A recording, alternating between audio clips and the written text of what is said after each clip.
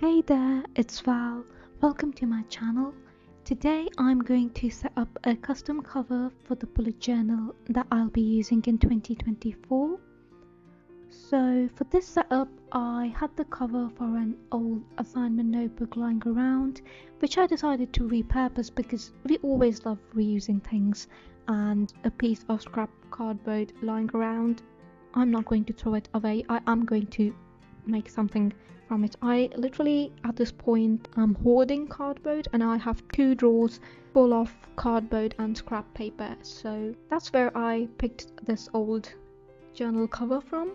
I've been using A5 notebooks for both my reading and bullet journals over the past 3 years. However, I realized that I wasn't using my reading journals as much as I expected I would. So for this year, I have decided to merge both of them. Like, I am entirely scrapping my reading journal, and I am carrying any spreads I used in my reading journal and merging them to my bullet journal. The second major change I am doing to my journaling this year is that I am switching to a B5 notebook, which is a slightly larger size than what I was using earlier. And luckily the scrap cover I had almost perfectly fits the size of the notebook that I'm using. To begin with, I had some colourful sheets of paper lying around, and red was the darkest of colours available to me from those. And of course I wanted to give the journal a dark and vintage vibe, because that is pretty much all the books I consume and is totally fitting the vibe, because a personal journal should reflect your soul, right? Well, if you're thinking about it that way, I should probably paint my next journal black.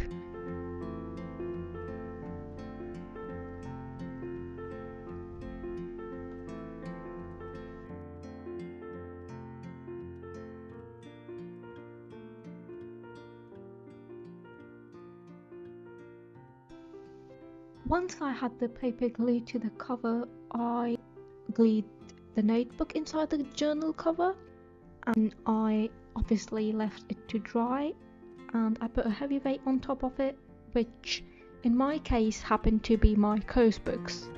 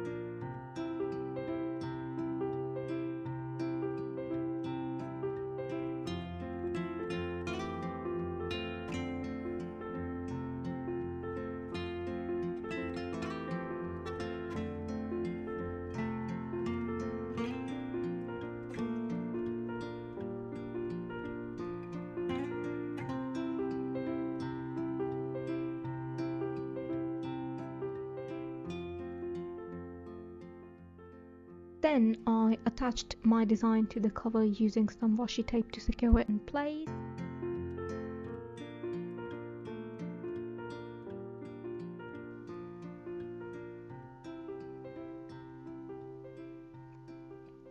Once it had dried, to decorate the cover, I wanted to paint something on top of it, so I needled this pattern with strawberries and leaves on a piece of scrap paper.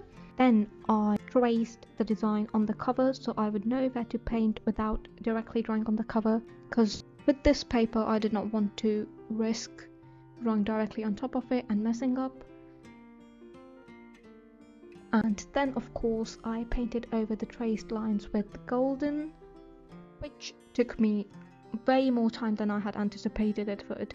So just this one corner took me 45 minutes, and then the second corner, which I painted off camera, ended up taking me 40 minutes. So yes, that was long.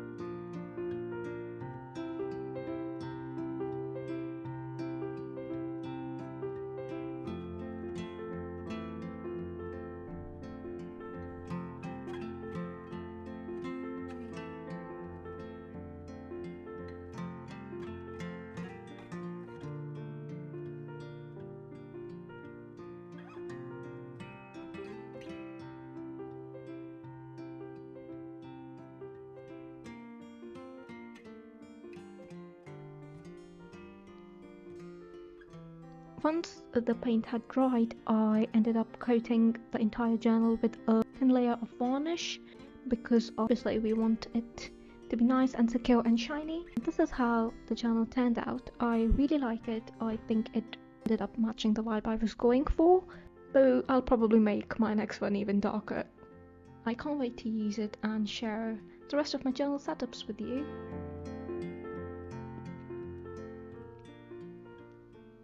And thank you so much for watching till the very end, and I'll see you in the next one.